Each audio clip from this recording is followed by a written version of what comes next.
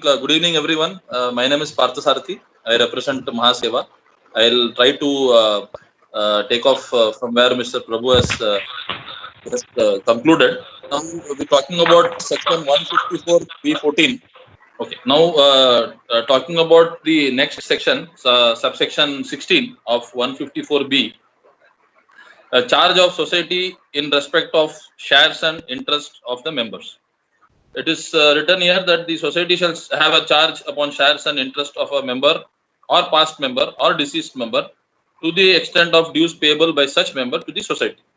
That means that if there is a outstanding of a particular member to be paid to the society relating to the maintenance charge or even relating to the other charges, as we have probably coming to the point that now the charge is also applicable not only on the service charges but is also applicable on the other charges as well. So till to the extent of that payable, whatever charges are payable by that particular member to the society shall have the charge upon the share and the interest of the member in that particular flat or that particular property till the time the charges are paid or settled by that particular member.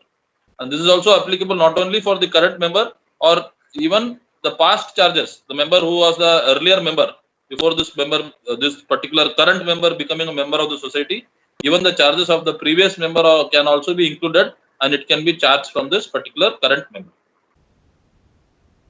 Now the next provision, that is 154B15, which states that this is creation of funds. Like we already had a section where we had to create funds. Earlier also we had this section in the bylaws, in the act as well. So now every society shall create such funds as may be prescribed, and also such other funds as it may be from time to time, whatever is decided. So this creation of funds, we already have seen what are the different funds which can be created. I think till the time the rules come in, if any additional funds need to be created, whether those funds will be included in this, or otherwise we already have the funds such as the you may call as the repairs and maintenance funds which are created, the sinking funds which are already created, the major repair funds which are created for every society, and of course the education and training fund which are created. So these are some funds which are to be supposed to be created by each and every society, and each and every fund has a particular calculation by which they are created, and most of the funds are actually created as far as the size of the flats are concerned, except for the education and training fund, which is common for all the members of the society.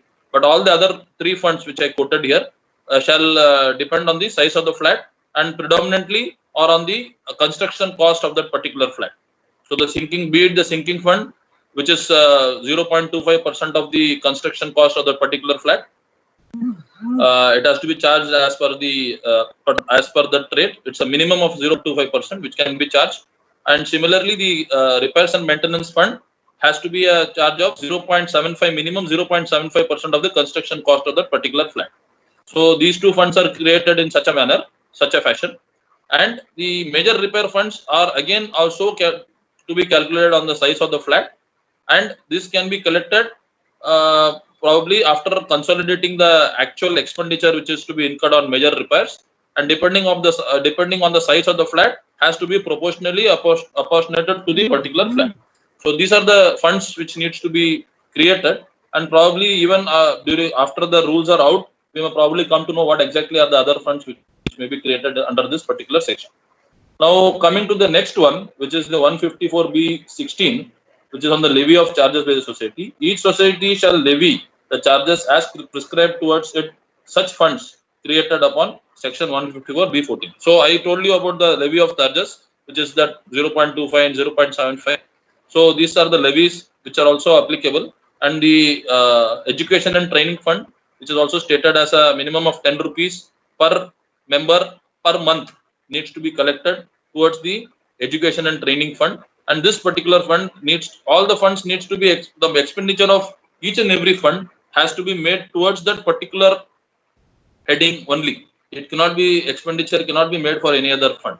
So similarly, the collection or the fund created for training and education has to be, the expenditure of that particular fund has to be made only towards training and education for conducting training and education for the members of the society, and the expenditure cannot be made for any other purpose. So now the investment part.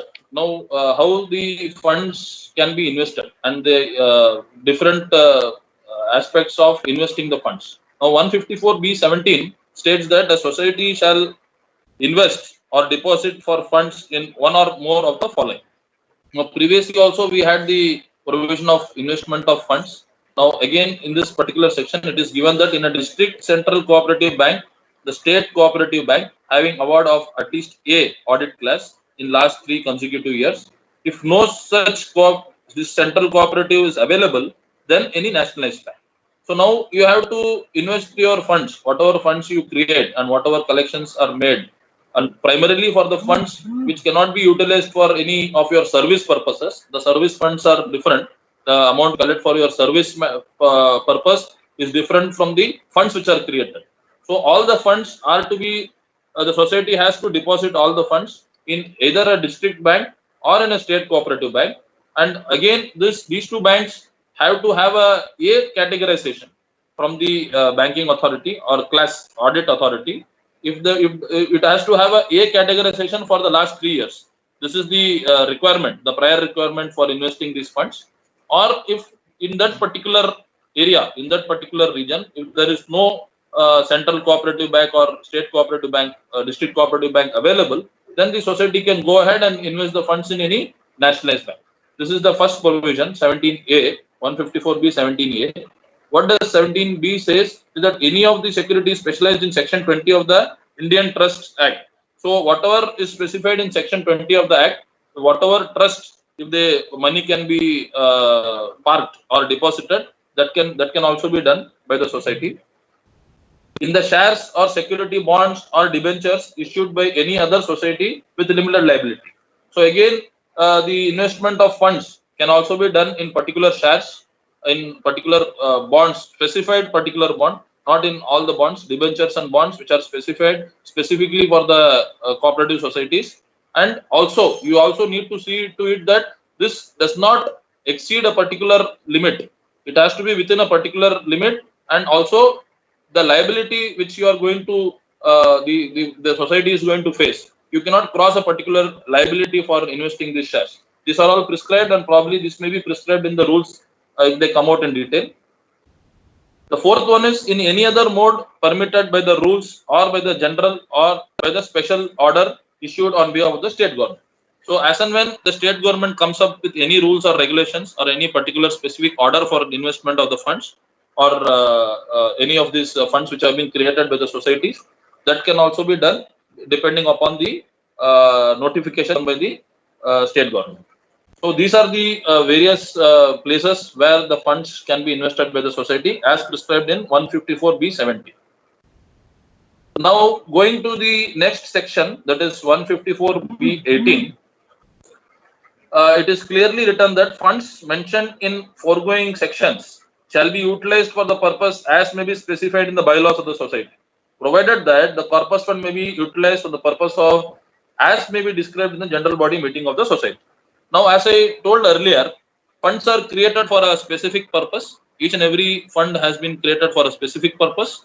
Now, utilization of this particular fund also be needed to be done for that particular purpose only.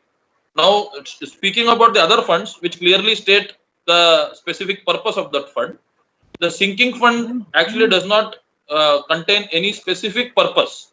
Mostly, predominantly, the sinking fund is used for any sort of an exigency sort of expenditure, or mainly for any major repairs which may occur in a society. The other funds, other 2 or 3 funds, which categorically state the reason or the purpose for that collection of the fund, for that matter, the repairs and maintenance fund only towards repairs and maintenance, the major repair funds only towards major repairs, and education fund only towards education. But the sinking fund can be utilized for any other such purposes which may be decided by the general body. So now this general body, earlier utilization of the sinking fund has to go to the registrar's permission.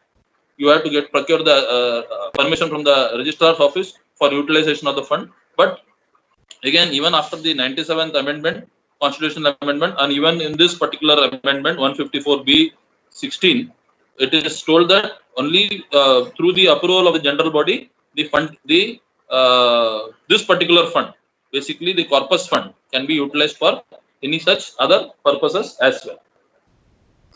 Now, constitution of the committee. Now, 154B19 speaks about the constitution of the committee. I'll just go through it. The committee shall consist of such number of members as may be prescribed or decided by the state government by notification or special order from time to time. Now, this constitution of the committee, the number of members, as we already know, as far as the amendment is concerned, earlier amendment is concerned, we had a specific number where a particular number of members, committee members, can constitute a managing committee, wherein it was prescribed that up to 100 members, the maximum number members which committee can have was 11, and accordingly each 100 members, increase of each 100 members in the society, from 101 to 200 it was 13, from 200 to 300, so on and so forth. There was an increase of 2 additional committee members, and the maximum over 500 members, the maximum amount limit of a committee was maximum of 21 members. So even a committee or a society which had more than 800 or 1000 members for that matter, the maximum strength of the committee could have been only 21. So similarly, now it is given that as far as the state government notification, the number of committee members can change. So now what the numbers will come in will be prescribed in the rules. So as far as now, till the rules are not out, we probably have to, because as far as the section 154B31, which will be coming to on the later stage, it clearly states that till the time the new rules are framed, we have to continue be guided by the earlier rules. So probably till that time we may continue using the earlier rules which have been framed.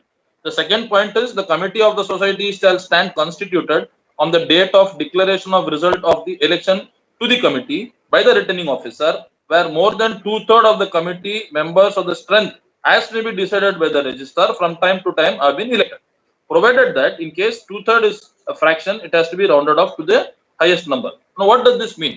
Now, as I spoke about telling that the maximum strength of the committee is 11 for a up to 100 member society. Now, what does it mean?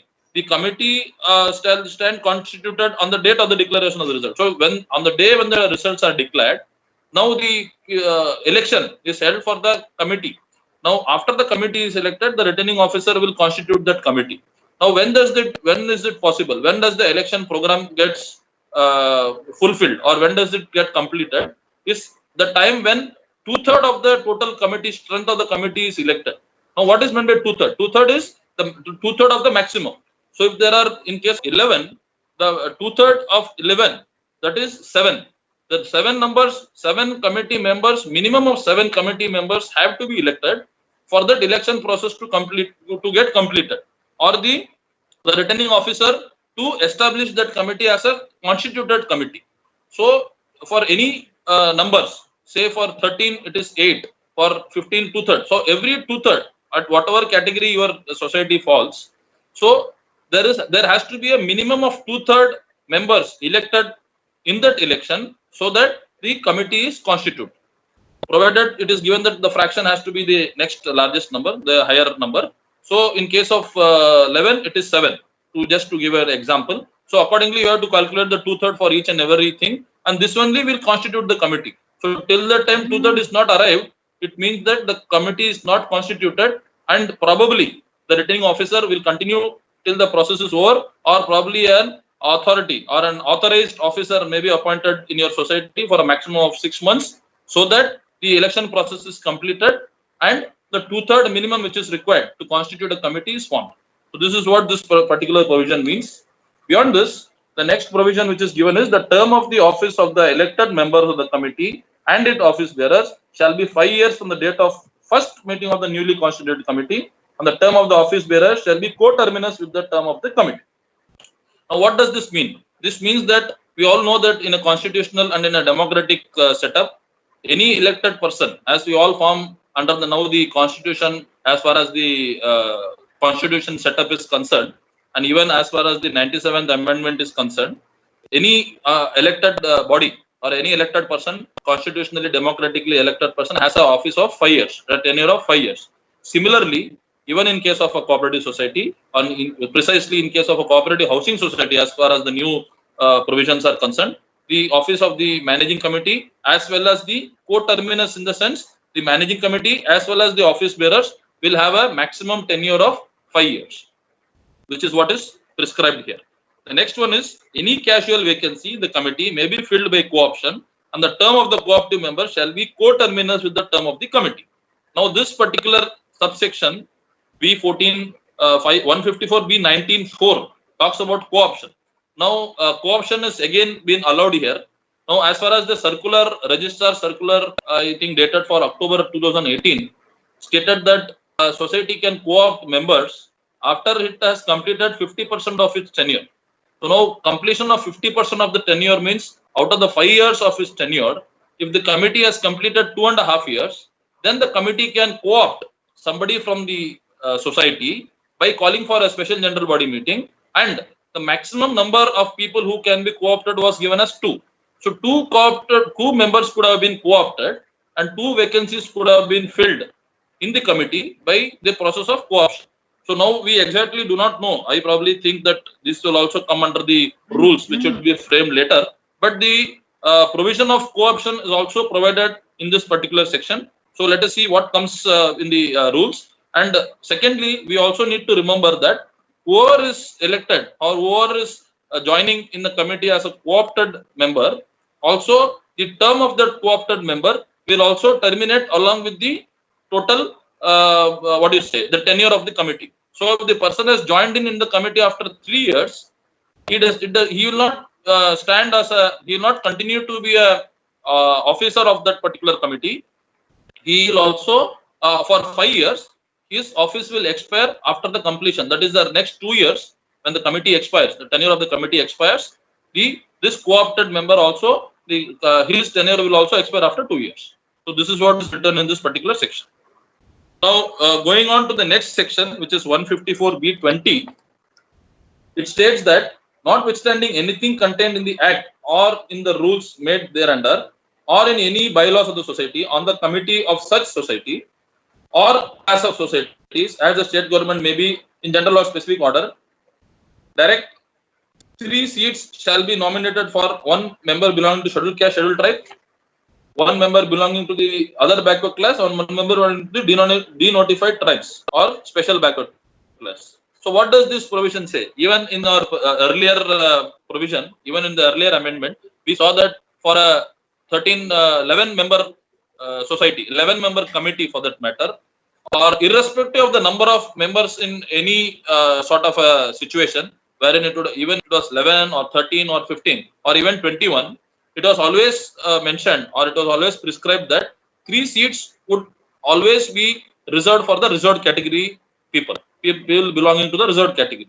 Now, out of these 3 seats, whether it was 11 or 21, 3 seats, 1 belonging to the scheduled caste, scheduled tribe, 1 was belonging to the other backward class, and the 3rd one was belonging to the notified tribes, different notified tribes. So this has again been retained in this particular section 154B20, and the same procedure needs to be followed this. And to make one point very clear, if you do not have any person or any member coming forward and contesting for this particular filing his nomination for this particular category, you cannot fill these 3 seats by any other category, people belonging to any other category, and these 3 seats have to be left vacant till the time it is filled. It can be filled by a further period whenever if you arrive at a position where you need to go in for some by-elections. If somebody new joins as a member in a society, and if you need to conduct a by-election, at that point of time, this seat can be filled by that particular category of member, or else it needs to be vacant. It has to be kept vacant. The second point is any individual member of the society or any elected member of the committee or the member society or any member of the committee of the member society, whether elected, co-opted or appointed under this section, belonging to scheduled caste or scheduled tribe or other backward class or denotified tribes or special backward class, shall be eligible to contest the election to be reserved seat, and every person who is entitled to vote at the election by the committee shall be entitled to vote at the election to any such reserved seat. So this also clearly states whatever I told. that seats need to be filled, and these people are only eligible to contest in the particular number of seats, the specific number of seats. Now, it also gives an explanation here. I'll just go through it. I'll just run through it. General election or a special order, a general or a special order, if any, issued by the state government under section 73B, as it existed before the day of commencement of the MCS Societies Amendment Act 1983, shall be deemed to have been issued under subsection 1 of the section and shall continue to be in force until duly repealed or enacted. So whatever has been mentioned in that Maharashtra Cooperative Society Amendment Act 1983 under section 73B shall still continue to remain in force. The expression scheduled caste includes, it is given the explanation of whatever other classes are. So I don't think I need to go into detail of that. So these are the expressions. Who is a scheduled caste, who belongs to nomadic tribes, are all mentioned in this particular section. So going and continuing with the next section, which is 154B21, which also states about the election process and the reservation. It conforms to the reservation for women. So it states that notwithstanding anything contained in the act or in the rules or made thereunder or in any bylaws of any society, there shall be 2 seats reserved for women on the committee of each society, consisting of individuals as members or having members.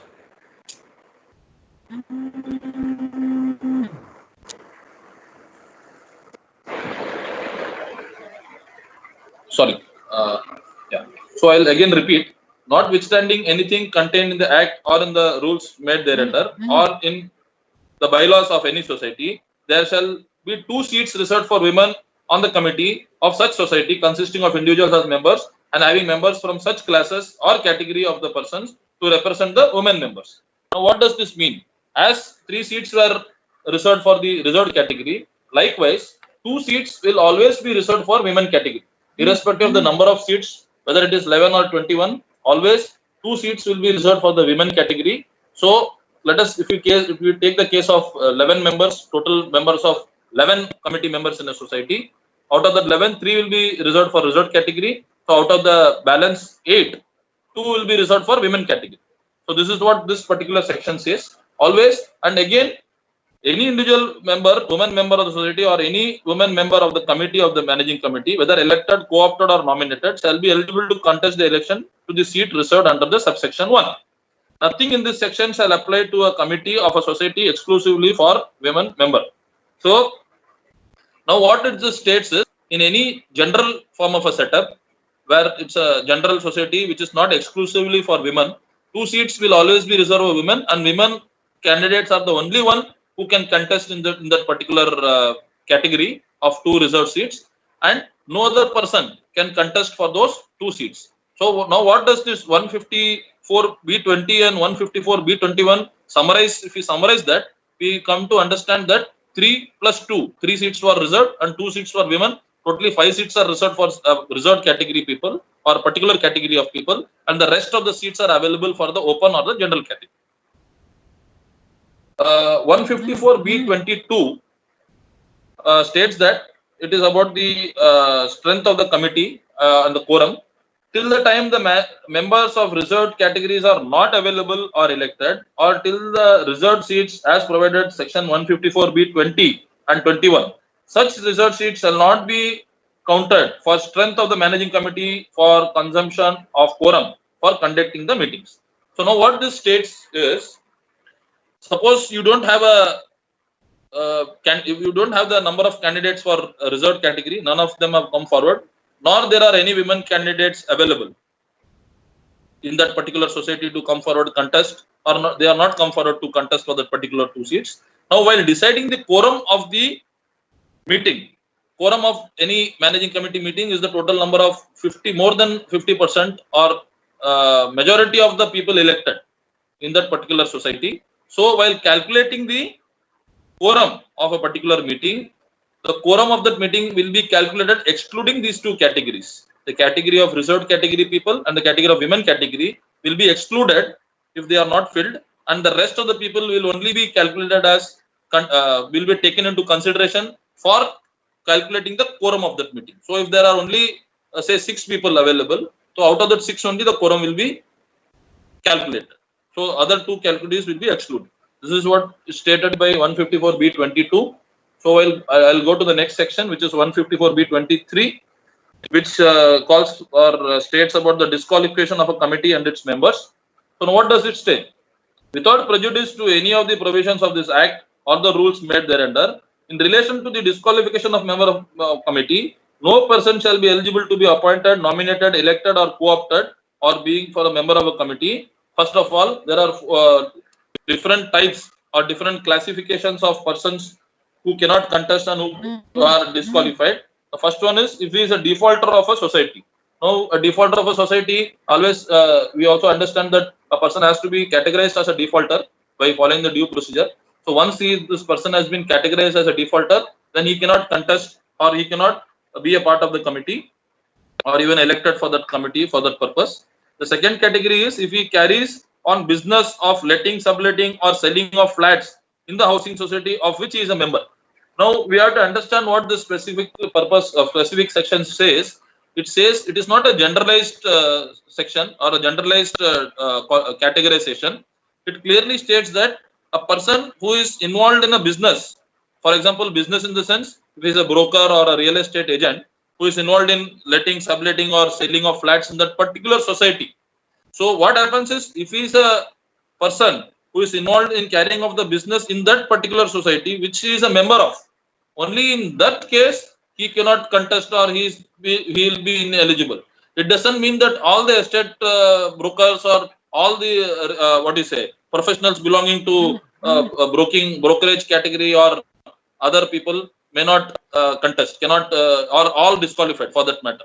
Only doing business in that particular society will be disqualified. The third is if he has been held responsible under section 79, 88, 154B, 8 to 27 for the payment of cost of inquiry under section 85. So section 85 actually calls for the cost of the payment due to any inquiry which has been initiated against that member, and if that member has been held responsible under any of the sections for that particular inquiry, then he is not eligible to contest or he can be disqualified as a member of the committee. And he has also incurred any sort of a disqualification under the act or the rules made thereunder. So any of the provisions of the act or the rules, if that person has actually come across any sort of a disqualification, then he can be disqualified from the committee. If he incurs any of the disqualification similar to the mentioned in the provisions or the clause of subsection of the 73CA. So whatever is mentioned in 73CA, clause number 7, clause number 8, and clause number 9, and of clause number F of subsection 1 of 73C is provided. If that person falls under that particular category of 73CA, then also he can be disqualified under this particular section. The second subpoint is a member who has incurred any disqualification under the subsection 1 shall cease to be a member of the committee and his seat shall thereupon be deemed to be vacant. So any person who has been disqualified as per the 154B23 subsection 1, if he is disqualified, then he has to vacate his post or his seat in the committee due to this disqualification, and thereupon that particular seat is deemed to have been vacant. It will remain vacant. That particular seat will remain vacant after his disqualification. The third point is a member of a committee who has ceased to be a member thereof on account of having incurred disqualification under 1, 2, 4, and 5 of subsection 1 shall not be eligible to be re-elected, re-co-opted, or re-nominated as a member of the committee for 5 years from the date of which she has ceased to be a member of the committee. So once a person has been disqualified for various whatever has been prescribed in the above sections, if somebody has faced disqualification, then he cannot be re-elected or re-nominated or re-co-opted. He cannot contest the elections, and he cannot become a member, any person as a member of the committee for a period of 5 years after he has undergone this particular disqualification. So for the next 5 years, he cannot be elected to the committee. He cannot become a committee member. अभी हम webinar का ये part यहीं पर समाप्त करते हैं। मैं केसीगर सभी आयोजकों की तरफ से आप सबका बहुत बहुत धन्यवाद करता हूं कि आपने ये प्रोग्राम देखा। मुझे उम्मीद है कि ये प्रोग्राम आपकी अपेक्षाओं के अनुरूप मिलेगा और जब हम सब लोग आप अपनी सोसाइटी में जाएंगे तो हम इसका भरपूर हमें लाभ मिलेगा। और मेरी आप सबसे एक अपील है कि हम लोग जो भी अभी तक सोसाइटी फेडरेशन की मेंबर नहीं बनी हैं वो कृपया करके जल्दी जल्दी फेडरेशन की मेंबर बन जाइए, ताकि हम जो भी आगे लाने वाले एजुकेशन वेबिनार प्रोग्राम हैं उन सब का बहुत बहुत फ़ायदा उठा सकें। धन्यवाद।